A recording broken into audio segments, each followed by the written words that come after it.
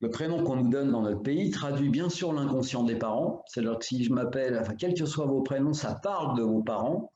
Donc ça, c'est la première chose, qu'ils en soient conscients ou pas, mais plus précisément, pour moi, avant de vous incarner, vous avez choisi votre prénom et vous l'avez soufflé dans l'oreille de vos parents.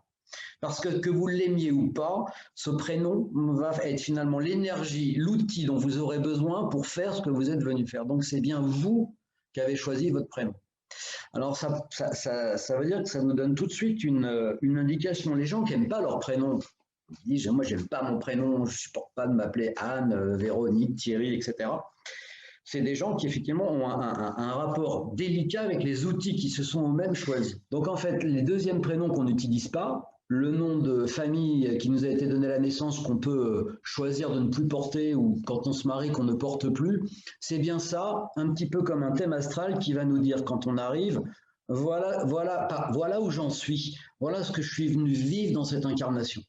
C'est bien pour ça que tous nos prénoms sont importants pour connaître un chemin de vie. Vous pouvez avoir un fonctionnement N comme Nadia, mais un chemin de vie E. Vous pouvez avoir un fonctionnement C ou K comme Carole avec un chemin de vie O.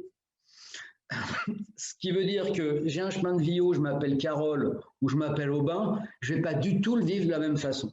Je ne vais pas du tout le déployer de la même façon. Donc vous imaginez le nombre de chemins potentiels. À ça, je rajoute que c'est important l'initiale d'un nom, etc. Mais il y a tous les procédés qu'on va reprendre de façon plus détaillée de la langue des oiseaux qui s'appliquent à votre outil. Nadia, c'est pas qu'un N, Aubin, c'est pas qu'un A. Aubin, c'est à la fois une lecture à l'envers du prénom, des anagrammes, une étymologie, l'histoire d'un saint, etc., etc. Donc vous imaginez, quand on fait un thème, c'est pratiquement comme un thème astral. Nous, ce qu'on va retenir, on va principalement être sur le premier prénom, qui parle de votre façon, vous, de fonctionner, votre nom de famille, qui est la façon de fonctionner du clan, et de votre chemin de vie. C'est important parce que c'est bien pour ça que les gens me disent depuis plus de 15 ans, mais vous n'avez pas fait un livre sur les prénoms. J'en vois passer des prénoms depuis 15 ans. Alors déjà, de fixer par écrit, ça pose toujours le problème de l'oral, al qui m'élève ou de écrire. Mais donc, vous comprendrez bien que si je m'appelle Charlotte, ça va dépendre de l'adéquation entre le nom de famille, des autres prénoms et du chemin de vie. Il y a des consonances, il y a des choses plus ou moins communes dans une Charlotte. Mais l'adéquation d'une lettre, l'assemblage d'un nom et d'un prénom va faire que la Charlotte va prendre une tournure complètement différente.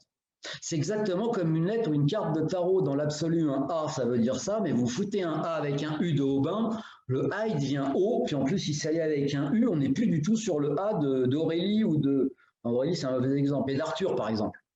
Donc les prénoms, les gens qui nous disent tous les Arthur, ils fonctionnent comme ça, etc. Oui et non. C'est vraiment délicat de faire un livre sur les prénoms en disant voilà comment je vais fonctionner. Ensuite, il y a une chose qui est essentielle, c'est que la langue des oiseaux servait donc à cacher les choses, à crypter les choses. Ça sert donc aussi à les décrypter. Donc, ce n'est pas ce qui est visible qui est le plus important, c'est ce qui est invisible. C'est exactement comme dans la matière et comme dans l'énergie. Ce n'est pas le symptôme qui est le plus important, c'est ce qu'il y a derrière. C'est le bas de l'iceberg qui est plus important que le haut de l'iceberg. La langue des oiseaux, c'est l'art de voir ce qui est caché. Donc finalement, la lettre qui est cachée, qui résultera de l'addition de toutes les lettres de votre prénom, de votre nom de famille, elle est pratiquement la plus importante. C'est souvent ce qui est caché. C'est pour ça que les alchimistes cherchaient la vérité cachée, que le G est si important, ça nous parle de l'intériorité de ce qui est caché. Sauf que, au fur et à mesure de son âge dans la vie, c'est pour ça que la date de naissance est importante, il va y avoir des lettres qui vont prendre plus ou moins d'importance dans un prénom ou dans un nom de famille. Ça veut dire que si je m'appelle Carole, que j'ai un conflit avec ma direction, je suis salarié, j'ai un problème avec ma direction. En fonction de mon âge, je vais aller regarder la lettre qui est dans mon prénom. Soit je vais avoir une lettre qui va me parler de lâcher prise, soit je vais avoir une lettre qui va me parler de positionnement. C'est-à-dire que ça change quand même tout.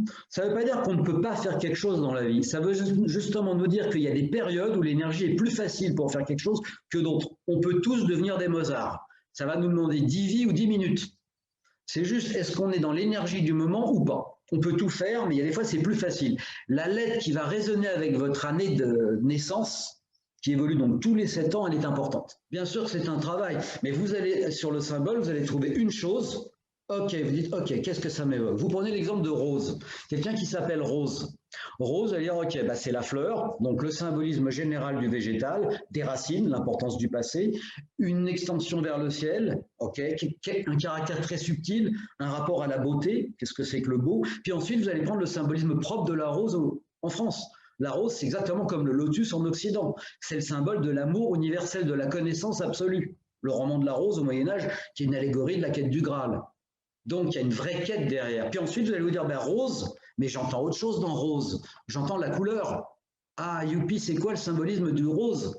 Si on m'appelle rose, c'est que les parents, ils étaient en résonance avec ça inconsciemment. Pensez au roman à l'eau de rose. Il y avait une quête d'amour.